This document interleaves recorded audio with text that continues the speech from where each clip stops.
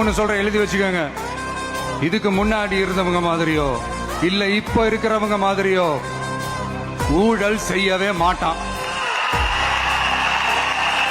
ஒரு பைசா தொட மாட்டான். எனக்கு அது அவசியமே இல்லை. புரிஞ்சுங்களா உங்களுக்கு? எனக்கு அதை தொட வேண்டிய அவசியமே இல்லை. இப்படி எதுக்குமே ஆசைப்படாத ஒருத்தன் அரசியலுக்கு வர்றான் அப்படின்னா, அவன் கண்ணு முன்னாடி ஏதாவது ஒரு தப்பு நடக்குது அப்படின்னா, அவன் கண்ணு முன்னாடி ஏதாவது இந்த மாதிரி ஒரு ஊழல் நடக்குது அப்படின்னா, அதை பார்த்துக்கிட்டு அவன் சும்மா இருப்பான்னு நினைக்கிறீங்க?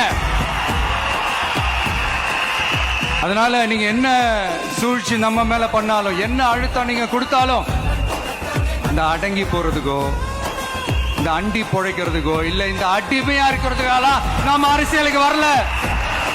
அதனால இந்த தீய சக்தியா இருக்கட்டும், இந்த ஊழல் சக்தியா இருக்கட்டும், ரெண்டு பேரும் தமிழ்நாட்டை ஆண்டவை கூடாது. அப்படிப்பட்ட இந்த கட்சிகளை உண்மையா தில்லா எதிர்க்கிற அந்த கட்ஸும் கெத்தும் நம்ம கிட்ட மட்டும்தான் இருக்கு.